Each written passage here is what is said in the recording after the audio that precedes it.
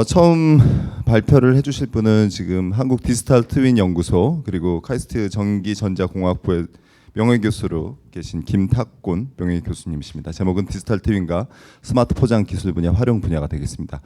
발표는 한 25분 정도 예상하시면 될 것 같고요. 5분 정도 질의응답 시간을 갖도록 하겠습니다. 예, 고맙습니다. 예, 안녕하십니까. 오늘 디지털 트윈과 스마트 포장 기술 분야에 대해서 말씀을 드리겠습니다. 원래 제가 그 발표 시간을 제가 좀 잘 못 알아가지고 50분 발표로 준비를 하고 자료를 준비했기 때문에 굉장히 빨리 진행하는 것을 좀 양해를 해주시길 바랍니다. 일단 이 스마트 포장도 사실은 큰 축에서 보면 디지털 전환의 일종입니다. 회사의 업무라든지 생산이라든지 제품 모두를 가상화시키고 이걸 가상 실험을 통해서 회사의 업무들을 분석하고 평가하고 최적화해서 이윤을 최대로 하는 그런 거의 한 일환으로 보시면 되겠습니다.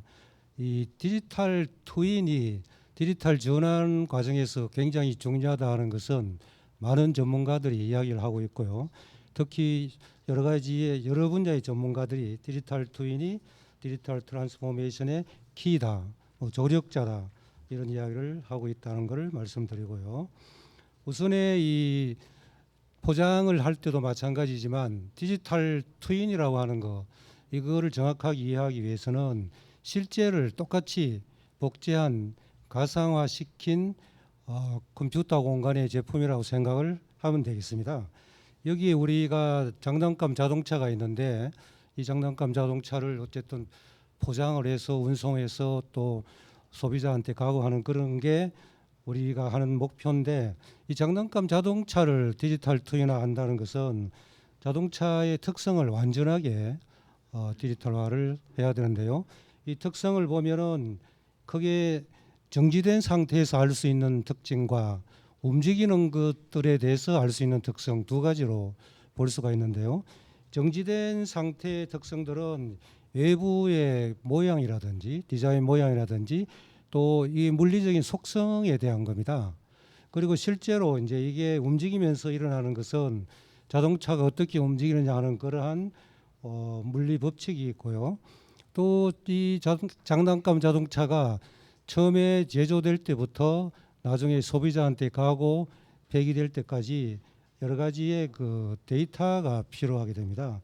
그래서 우리는 이런 것들을 이 제품의 3D CAD 데이터라든지 또 필요하다면은 제품의 물리적 재원 그리고 이 제품의 물리 모델이나 센서라든지 디지털 텍 이런 걸 가지고 다 종합해야지 비로소 완전하게 디지털화가 되는 겁니다. 아주 간단한 디지털화는 자료 자체를 컴퓨터에 저장하는 거지만 완전한 디지털화는 여기서 보시는 대로 동적 정보를 완전히 가지고 있어야지 디지털 트윈이 되겠고요. 이걸 가지고 뭘 할 거냐 하는 것은 앞에서 이야기한 대로 이 제품에 대해 가지고 설계라든지 생산이라든지 분석 이런 것들을 여러 가지를 질문을 답을 할 수가 있어야 되는데 실제 제품을 가지고 답을 못하기 때문에 우리는 우측에 있는 이 디지털 트윈을 가지고 다양한 질문을 할 수 있어야 된다 하는 게 키가 되겠습니다. 그래서 우리가 제품을 단순히 제품만 보거나 안 그러면 제품을 만드는 공정도 볼 수 있고 여러 가지를 볼 수 있는데 이런 것들을 우리는 넓은 의미에서 시스템이라고 부르고요. 여기에 포장 시스템이 이제 한 가지 해가 되고 시스템 오브 시스템즈라고 하는 것은 시스템들이 독립적인 시스템들이 여러 개가 묶여서 전체 시스템을 구성하는 겁니다. 그래서 포장을 포함해 가지고 운송이라든지 보관 이런 걸 다 한 물류 시스템을 시스템 오브 시스템즈라고 보면 포장은 시스템이라고 볼 수 있는데 그렇다고 해서 포장을 시스템 오브 시스템즈로 볼 수 없다는 건 아닙니다. 포장도 시스템 오브 시스템즈로 볼 수가 있기 때문에 일단 우리가 분석 대상에 따라서 이런 것들을 제한한다고 이해하시면 되겠고 제일 중요한 것은 시스템의 구성 요소입니다. 우리가 보통 시스템 하는데 이게 도대체 안에 뭐로 구성되어 있냐 하는 것은 우리가 간단히 미 국방 표준을 보면 이해하기 쉽습니다. 보통 저는 3P라고 하는데 P 한 개는 프로덕트라 해서 제품이고요. 다른 P 하나는 people, 사람이고 다른 P 하나는 프로세스입니다. 이게 실제 서비스라든지 운용 개념이 됩니다. 모든 시스템은 이 구성 요소 3개 중에 1개 이상으로 구성되어 있습니다. 반드시 3개가 될 필요는 없고요.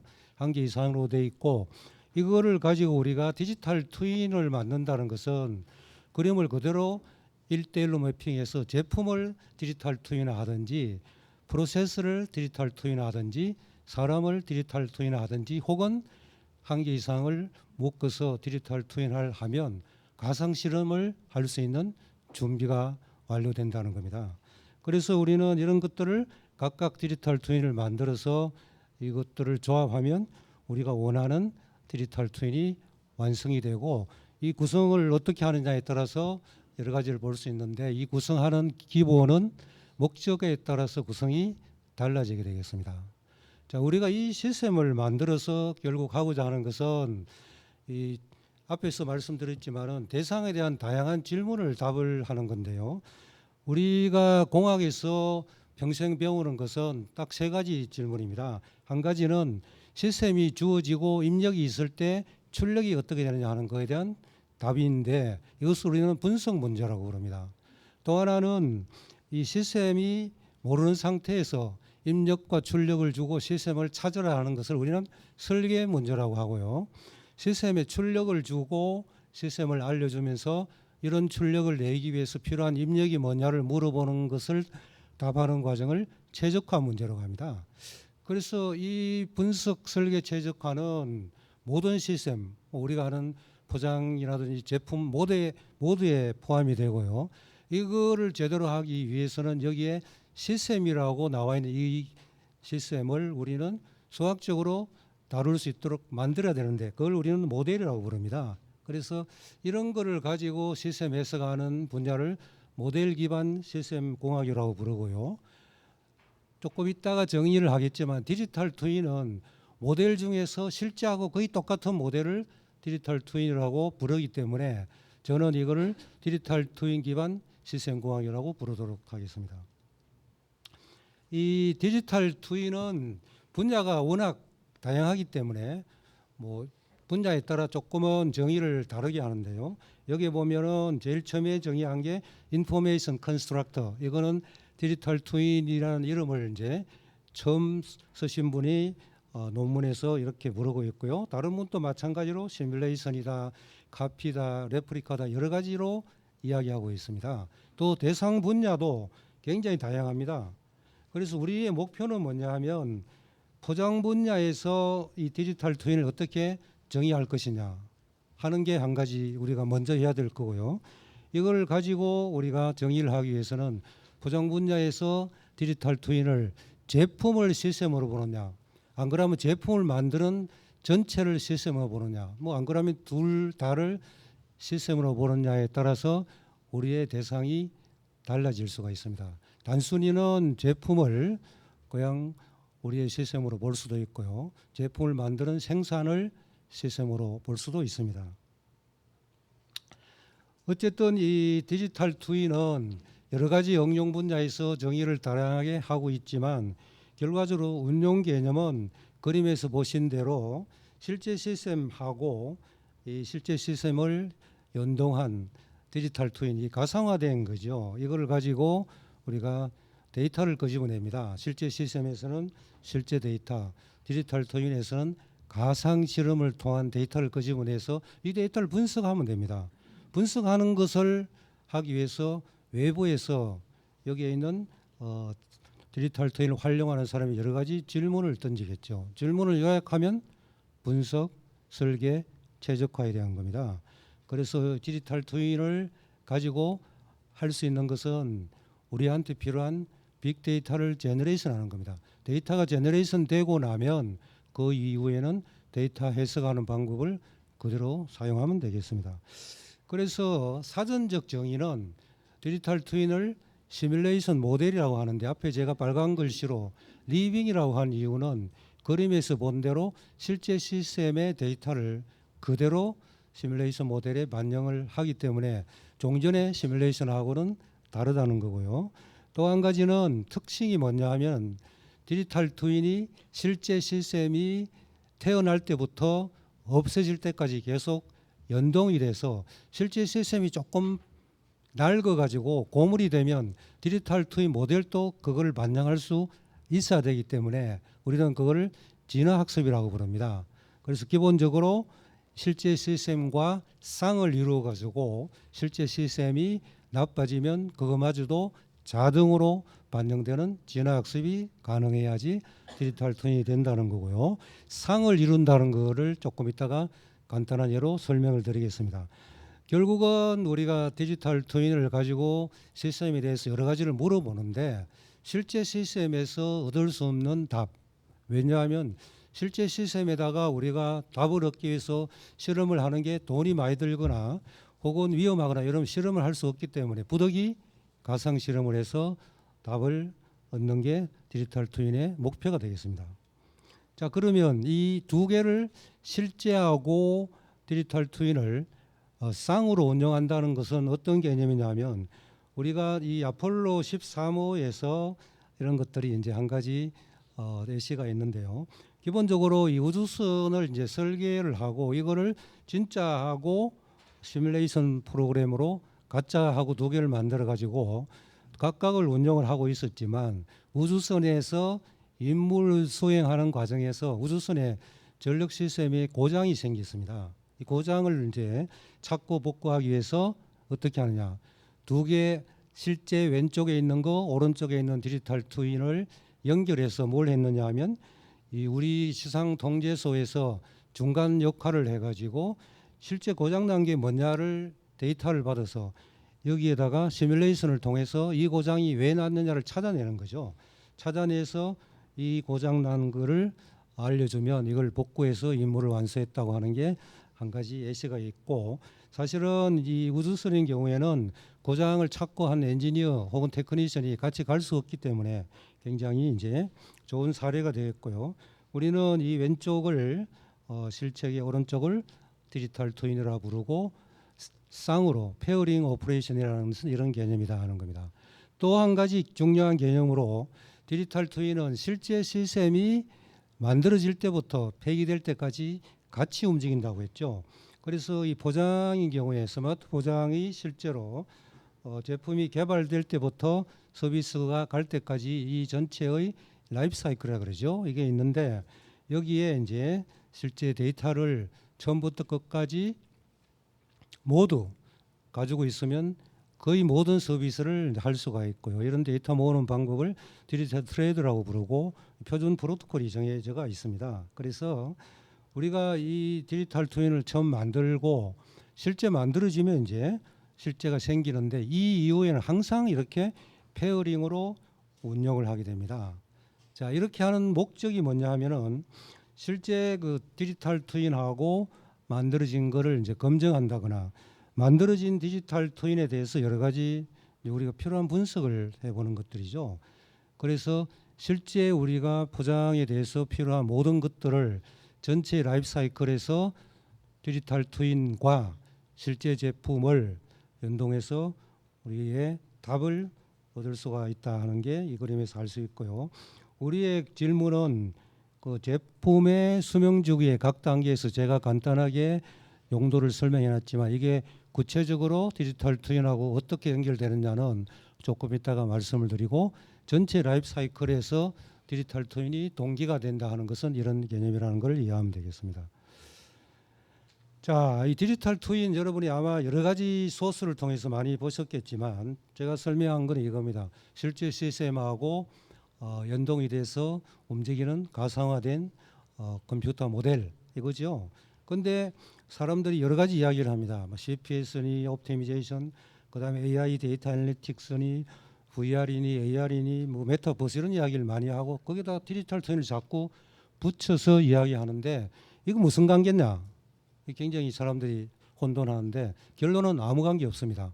왜 아무 관계 없느냐 하면 디지털 트윈은 목적이 문제 푸는 거하고 그다음에 가상 체험한 거를 두 개를 하는데 문제를 풀건 가상 체험을 하건 우리가 여기에 필요한 시나리오를 집어여서 시뮬레이션해서 데이터를 생성하는 것. 요 생성된 데이터까지가 디지털 트윈입니다. 여기 끝이에요. 여기다가 예를 들어 갖고 이걸 분석하거나 뭐 진단하거나 예측하는 도구라든지 비주얼라이제이션을 하면 AI 데이터 애널리틱스가 되는 겁니다. 이 데이터를 가지고 실제 가상 체험 장비에 연동시키면 VR이 되는 겁니다. 그리고 필요에 따라서 알고리즘을 가지고 실제 시스템을 조금 더 좋게 제어하거나 최적화하면 이게 바로 이제 CPS가 되겠고요. 밑에서 뭐 필요한 정보를 뽑아 가지고 실제는 어느 데 갖다 붙여 갖고 좀 실제를 좀 더 이해할 수 있게 하면 AR이 되죠. 뭐 이런 것들을 묶은 걸 우리는 메타버스라고 부르는 거죠. 결국은 이 그림에서 볼 수 있는 것은 디지털 트윈은 우측에 있는 이런 어플리케이션 하는 데이터 제너레이션 소스입니다. 그 이상 그 이하도 아무것도 아닙니다. 디지털 트윈이 뭐 여기에 있는 우측에 있는 VR을 하는 것도 아니고 디지털 트윈이 우측에 있는 메타버스를 하는 것도 아닌데 단지 메타버스는 디지털 트윈 데이터가 없으면 만들 수가 없다는 게 중요합니다. 왜냐하면 움직이는 시나리오가 있어야 되겠죠. 그거는 모두 디지털 트윈의 역할이라는 겁니다. 그래서 레이어를 이렇게 이제 나누어서 우리가 개발을 하기도 합니다.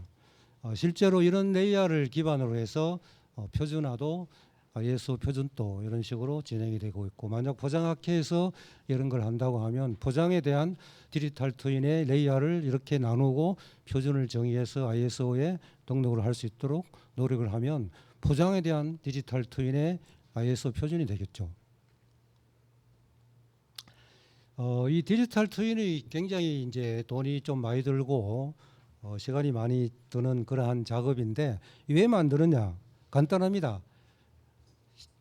실제 시스템 단독으로만 할 수 없는 서비스를 디지털 트윈과 실제 시스템을 쌍으로 묶어서 새로운 서비스를 할 수 있게 만드는 겁니다. 그래서 결국은 이제 실제 시스템의 서비스를 확장하는 개념이죠.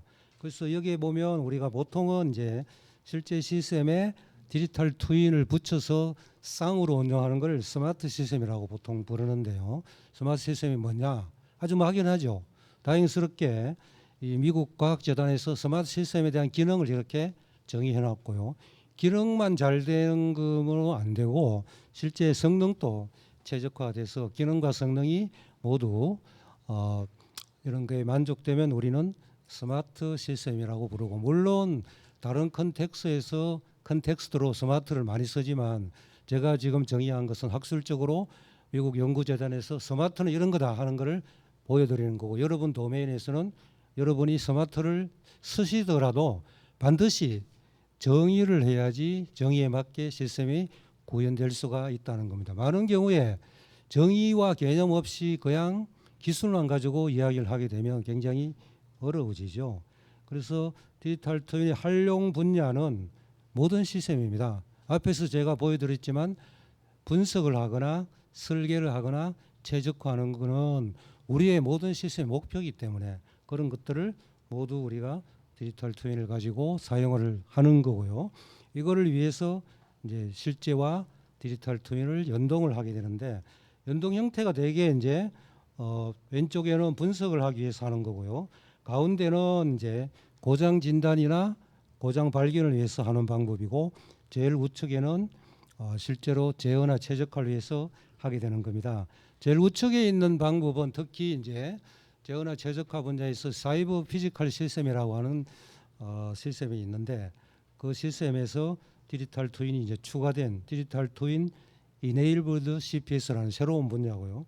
좀 어려워서 저는 사이버 버추얼 피지컬 시스템이라고 CVPS라고 저는 그냥 불러서 구별을 하고 있는데, 이런 걸 응용하기 위해서 디지털 트윈이 실제 시스템하고 위치가 어디에 있느냐를 보면 여기에 있는 첫 번째 같이 실제 시스템에 바로 붙어 있는 것도 있고, 실제 시스템을 둘러싸는 엣지에 있는 것도 있고, 실제 시스템보다 굉장히 떨어져 있는 클라우드에 존재할 수도 있는데, 이 모든 것은 서비스에 따라서 달라지게 되겠습니다. 우리가 액티브 포장 같은 경우는 실제로 포장하는 제품하고 액티브 물질하고 붙어 있지 않습니까? 근데 실제 인텔리전트 포장 같은 데서는 디지털 트윈이 제품 옆에 있을 필요가 전혀 없고 있을 수도 없어요. 데이터를 가지고 클라우드에서 서비스를 해야 되기 때문에요. 목적에 따라서 틀려진다는 겁니다. 자, 그러면 디지털 트윈을 우리가 만든다고 하는 것은 실제로 복제를 세 가지로 하는 겁니다. 데이터를 복제하고 형상을 복제하고 기능을 복제하는 거. 이 세 가지를 복제해서 우리는 여러 가지를 조합을 하면 디지털 트윈이 되는데, 실제 우리가 쓰는 주위에 있는 것 중에 가장 많이 쓰는 디지털 트윈은 내비입니다. 내비는 실제 데이터와 GPS를 연결해서 교통 데이터와 GPS를 연결해서 쓰고요. 그 다음에 GIS 정보를 가지고 교통 신호에 대해서 도로에 대한 표시를 하고, 그리고 시뮬레이션 기능이 꼭 있죠. 지금 여기에서 뭐 일산 갈 때 얼마 걸리냐 보면 시뮬레이션가 우리한테 알려주죠. 25분 걸린다. 반드시 정확하지는 않지만요. 그런 것들이 필요하고, 모든 분야에서 이 세 가지를 조합하면, 사실은 한 가지 이상을 가지고 하지만요, 세 가지를 다 조합하면 우리의 목적이 달성이 되는데, 이 중에서 우리가 가장 어렵게 다가오는 것은 이 세 가지 중에 실체계 데이터라든지 GIS는 솔루션 기반으로 쉽게 할 수가 있습니다. IoT 데이터는 IoT 플랫폼을 쓰면 되고요. GIS나 BIM 혹은 CAD는 아주 플랫폼들이 발달되어 있는데, 반해서 이 시스템 행위 모델은 굉장히 어렵습니다. 이 행위 모델을 가장 쉽게 만드는 것은 기계학습입니다. 데이터를 가지고 데이터 모델을 만들면 되겠는데, 실제는 이거보다도 복잡하고 정확한 모델은 물리 현상을 그대로 반영한 물리 모델입니다. 그래서 이런 것들을 가지고 우리는 디지털 트윈 모델을 만들고, 그 모델에 형상 정보라든지 그 모델에 IoT 데이터를 붙여서 우리의 디지털 트윈을 완성을 하게 됩니다. 그래서 우리가 관심을 가지고 있는 것은 이 시뮬레이션 모델인데, 이 시뮬레이션 모델을 만들려고 하면 이 스마트 포장 시스템이 어떻게 되어 있냐 하는 것을 최소한 물리적으로 이해를 해야 되겠습니다. 그래서 제가 이 포장 시스템에 대한 정의하고 그 다음에 요구사항하고 수명 주기를 정리를 했는데요. 결국은 이 스마트 포장 시스템의 정의를 프로세서 관점, 프로세서라는 것은 어떤 대상 객체가 태어나서부터 돌아가실 때까지 모든 과정을 추적하는 겁니다. 그 제품이 만들어지서부터 중간에 계속 인터랙션 하면서, 인터랙션이 어떤 겁니까? 만들어지고 보관되고 운송되고 이런 것들이죠. 여기에 관련되는 모두를 다 따지는 것을 포장 시스템이라고 정의를 하게 되고요. 그래서 이 포장 시스템 요구사항을 보게 되면 우리의 삶의 질이 높아지면서 제품만 가지고 달랑 이야기하던 시대가 아니고, 제품에다가 플러스 이 환경까지도 고려하는 상황이 되어버렸고, 또 이 다양한 포장 문제가 있습니다. 포장에 대해서 일어나는 문제.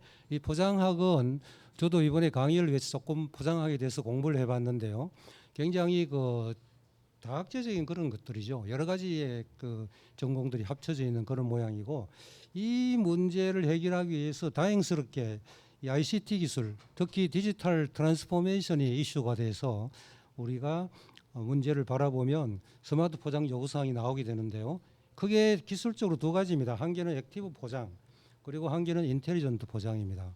여러분이 잘 아시니까 설명은 안 하겠지만, 목적 자체는 액티브 포장 같은 거는 주로 보존성에 중점을 두고, 인텔리전트 포장은 실제로 ICT 기술입니다. 이거는 마지막에 쓰는 건 모두 ICT 기술이고, 사실은 포장 기술하고는 무관하다고 봐도 과언은 아닙니다. 그래서 이걸 가지고 하는 목표가 이거죠. 보존성, 안전성 이런 것들을 올리는 게 요구사항인데, 이걸 하기 위해서 우리가 실제로 이제 시스템을 이렇게 라이프 사이클 설계를 해서 하게 되고, 혹시 그 문헌에 보게 되면 커넥티드 포장이라는 용어가 좀 나오는데요. 커넥티드 포장은 인텔리전트 포장의 서브셋이라고 저는 보고, IoT 기술이라고 보면 됩니다. 모든 제품을 IoT에 있는 엘리먼트로 봐가지고 서비스를 하겠다 하는 겁니다. 그래서 포장 문제와 연결된 요구사항을 이렇게 정의하고 나면, 그 다음에는 그러면 포장 시스템을 모델링 하려면 나는 뭘 알아야 되느냐 했을 때, 포장 기술을 제가 액티브 포장, 실제 제품하고 제품을 포장하는 다른 화학적 혹은 기계적 인터랙션하는 물질들이죠. 이걸 묶어서 하는 거 하고, 그 다음에는 인텔리전트 포장, 액티브 포장된 거에다가 디바이스를 달아가지고 외부에서 내부에 있는 상태를 체크할 수 있다거나, 혹은 움직이는 이동 경로를 체크하는 이런 기술이 이제 인텔리전트 보장인데 이 두 개를 합하면 우리는 스마트 보장이라고 하고 이걸 모델링을 하겠다. 디지털 트윈을 위해서. 그럴 때 우리는 이 액티브 보장에서 하는 흡착제라든지 여기에 약품들이 실제로 제품하고 어떤 화학 인터랙션 하느냐를 모델로 만들어야 되겠죠. 그래서 이 세 가지 기술이 우리한테 필요하고 실제로 그 인텔리전트 보장에서는 우리가 많이 쓰는 이 감지기라든지 표식이라든지 혹은 디지털 탭 이런 것들이 우리한테 주어진다면 우리는 이걸 가지고 여러 가지 서비스를 할 수가 있는데 기본적으로 액티브 포장에서는 이런 흡착제라든지 이런 작품하고 제품들이 이제 묶여서 패키징을 할 때 어떤 기술을 할 거냐 하는 게 이슈가 되고요. 인텔리전트 포장도 마찬가지로 나에게 주어진 정보를 가지고 어떻게 정보를 조회하고 그 정보를 가지고 어떤 서비스를 하느냐 하는 게 핵심 기술이 돼서 이 모든 것이 묶이면 스마트 포장 기술이 되겠습니다. 그럼 이게 굉장히 막연한데 제가 조금 더 디지털 트윈 활용하는 것을 스마트 포장을 하기 위해서 왜 디지털 트윈이 필요하냐를 목적을 몇 개를 나눴습니다. 목적 1번, 목적 2번. 교수님 죄송한데 3번. 조금만 서둘러 주셨으면 좋겠습니다. 예. 목적 4번 이렇게 해서 목적을 나누고요. 이 목적에 따라 가지고 시뮬레이션 모델을 이렇게 이제 우리가 시뮬레이션 하면 얻을 수가 있고 이 모델을 우리는 생산 시스템 같으면 생산 시스템 디지털 트윈, 뭐 인텔리전트 디지털 트윈, 필요하면 액티브 포장 디지털 트윈, 필요하면 친환경 디지털 트윈 이거를 만들어서 실제 시뮬레이션을 통해서 우리의 목표를 달성을 할 수가 있고요. 이걸 하기 위해서 우리는 실제 이런 것들을 가지고 디지털 트윈을 만들 때 앞에서 제가 정의한 디지털 트윈 구성 요소 3개 중에 어떤 것이 고려되고 어떤 것이 무시되느냐 하는 걸 알기 위해서는 결국은 목적에 따라서 이 3가지 중에 어떤 것을 고려해서 디지털 트윈을 만드느냐 하는 거고 만들기 위해서는 간단한 건 아니고요. 협동 모델링 방법론이라고 제가 이야기하는 거가 그림에서 보는 바와 같이 포장학에 대한 도메인 지식을 가진 사람, 그 다음에 이거를 모델링 시뮬레이션 할 수 있는 사람, 그리고 이거를 이제 가지고 우리가 구현을 하는 이 3가지의 그룹이 협동적으로 협동을 해서 디지털 트윈을 구축하고 그걸 가지고 분석, 예측, 최적화를 할 수가 있다 하는 것이 포장에서 디지털 트윈을 활용하는 간단한 개념이 되겠습니다. 시간이 없다고 하니까 저는 강의는 여기서 마치고 간단한 질문을 받도록 하겠습니다. 네. 아쉽지만 시간 관계상 네. 교수님이 그 아주 인사이트가 풍부한 내용이신 것 같은데요. 디지털 트윈과 스마트 패키징 관련된 부분이 말씀을 해주셨고요. 예, 질의 한 분이나 2분 정도 질의를 받도록 하겠습니다. 혹시 여기 마이크 전달해 주실 분이 계실까요? 제가 질문을 좀 받으려고 일부러 시간을 좀 남겼기 때문에 꼭 질문을 해주시면 고맙겠습니다. 혹시 교수님 질문 없으시면 네. 우선 뭐한 시간도 부족한 강의인데 시간이 이렇게 돼서 정말 이제 송구스럽게 생각합니다. 그 저희가 이제 사실 고민하는 것 중에 하나가 그 디지털 트윈이나 이제 시뮬레이션을 포장 쪽에서 접목하는 데 있어서 가장 고민하는 게 데이터를 어떻게 이제 일관적으로 이제 할 거냐, 그리고 또 이게 시시각각 계속 변화가 이제 되는 부분들에 대해서 뭐 공정이라든지 이런 부분에 대해서는 명확하게 물리적인 데이터가 이제 수집이 되는데 다른 이 여러 가지 이제 소재라든지 뭐 가공 방법이라든지 뭐 그리고 이제 유통 환경이라든지 이렇게 변화되는 그 데이터에 대해서 어떻게 효율적으로 반영을 하느냐 하는 그런 부분이 있거든요. 그게 비용이 사실은 많이 들고 데이터의 어떤 그 일관성이랄까 신뢰성이랄까 이제 그런 부분을 계속적으로 고민을 해야 되는 부분이 있어서 이제 그런 부분에 대해서 조언을 좀 해주시면 감사하겠습니다. 예, 질문 감사합니다. 굉장히 이제 어려운 질문이고 좋은 질문이신데 제가 여기에 설명을 드리는 것은 데이터가 있을 때 디지털 트윈을 잘 만들 수 있다 하는 것은 그건 팩트고요. 데이터를 수집하는 것은 실제로 우리가 대상으로 한 시스템에 따라 달라지겠죠. 근데 방법론적으로 봐가지고는 제가 앞에서 그림에서도 봤지만 시스템이 설계될 때부터 마지막에 폐기될 때까지 데이터를 다 모으는 프로토콜이 표준화된 게 있고요. 그걸 이용하면 된다는 그런 뜻이고, 단지 지금 회장님이 말씀하신 데이터를 다 모을 수 있느냐 하는 것은 사실은 제가 패키징 분야의 전문가가 아니라서 굉장히 제한적이지만, 한 가지 볼 수 있는 것은 이 액티브 미안합니다. 인텔리전트 패키징의 센서들을 보게 되면 표식이라든지 감지기라든지 디지털 태그들이 지금 말씀하시는 그런 데이터를 효과적으로 이제 취득하기 위해서 만들어진 기술이기 때문에, 예를 들면 디지털 태그 같은 경우에 NFC 같은 걸 쓰게 되면 사실은 그 칩 속에 모든 정보가 저장이 됩니다. 그래서 바깥에서 그 정보를 끄집어내서 히스토리도 볼 수 있고요.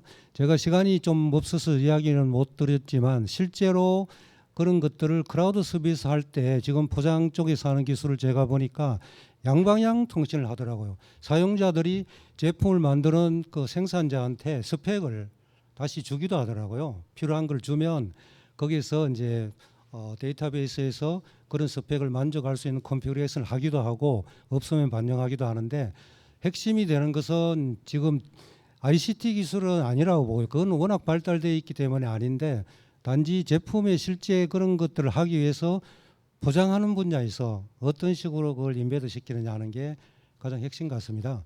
제가 다른 분야를 예를 들면 우리 보잉사 같은 데나 GE 같은 데서는 엔진에 대한 빅데이터를 가지고 있고 다른 데서는 그게 없어 아무것도 못합니다. 그게 현실인데 왜 그러냐면 이 보잉사 같은 데서는 비행기 엔진을 만들 때 나중에 분석이나 예측이나 최적화에 필요한 센서들을 이미 인베드 시켜버립니다. 제품에. 그리고 다른 사람은 외부에서 손을 못 대죠.